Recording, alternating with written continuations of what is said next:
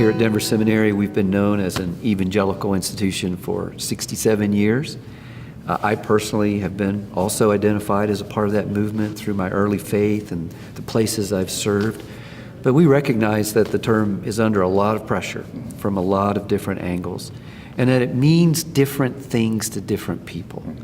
So I think it would be important for us to have a conversation about what does that term evangelical mean to many of your friends, colleagues, your fellow pastors in the African American community. How do they understand that term? How do they react emotionally when they hear that term? Yeah, the circumstances are, I was going to say evolving, but I think it may be more appropriate to say they're devolving. Yeah. When I became a believer, my introduction to Christianity was evangelicalism. I knew nothing else. I did not realize that evangelicalism even existed until I'd been a Christian for a while and realized that there were believers outside of this pale. Yeah. So the idea of valuing the Bible, treating it as authoritative, recognizing that it's not merely a group of good ideas, but it's a revelation directly from God. That's right. Those ideas were instilled in me as a new believer. Sure. So I knew nothing outside of evangelicalism. The problem is I did not realize, because I was in an African American church, I did not realize that I was experiencing evangelicalism through cultural lenses that were unique to the Black church. Right. And then you go out into the world and you see that there are other displays. The difference is, I believe, that when you're the dominant culture, you do not realize that you too are modeling Christianity, modeling evangelicalism through cultural lenses. When you're the dominant culture, you don't realize you have a culture. Yes, that's right. Because everyone is assimilating that culture.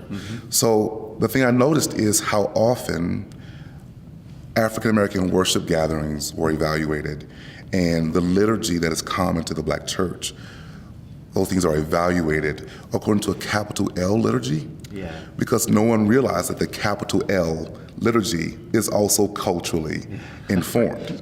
No one took note of that. So there was that created an us-them mindset even within the body. And then the other thing I've noticed lately is evangelicalism has been inappropriately attached to nationalism. Which is making it very complicated to be African American and evangelical. I identify as both. But it's very complicated to be African American and evangelical because I'm noticing that while our theology is the same, the manner in which it's being applied, the implications of it are not the same. It goes back to the lenses. The manner in which you see the world is based on some experiences that you had.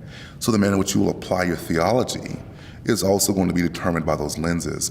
So people of color who have usually identified as evangelical, they're gradually moving away from that label because they're starting to feel marginalized by people who hold the same theology but don't have the same values.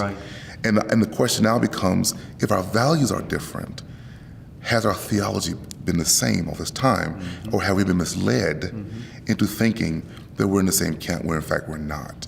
That's the complication we're dealing with now. Let's talk specifically. I think it's really important for us to drive this down into specific values. You use that word, different values. Talk about the different values that, let's say, white evangelicals have expressed in certain white evangelicals have expressed in the political and social arena, and the values that would be dear to the African American community that calls itself evangelical. I think the civil rights movement is the prime example. It's a prototype. In the African American church, because of their faith, social justice was a priority. And I think that goes back to the experiences informing the lenses. I don't think the experience creates reality, but I do believe it gives you the capacity to see a reality that was always there. No question. And I think that sometimes if you don't concede that reality, if you don't recognize that the different lenses result in different perspectives, then you will see someone else's focus as inappropriate. So on more than one occasion, I've been told that the Black church has an over-realized eschatology. I've been told that several times.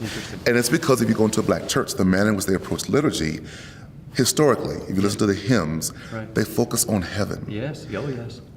I can't wait to get to heaven. Right. I'll get my new shoes where I walk around Yes. all day. And Right. Mahalia Jackson made famous the song, "Soon I Will Be Done with the Troubles of the World." All right. There's a focus on eternity, and that's because the present circumstances were not good. They were horrific. They were horrific. That's right. And in addition to focusing on eschatology, you do focus on what you can do to have the gospel come to bear Right. on the present circumstances, which became a focus on social justice. Well, right now we're recognizing that there's a conflict because of the focus. One camp is fixated on it, maybe even legitimately, Right. and the other feels accused by that fixation. That's right. So it's resulting in a break, a rift within the body, even though both identify as evangelical. Right. The different lenses gave different focuses, and therefore a conflict has ensued.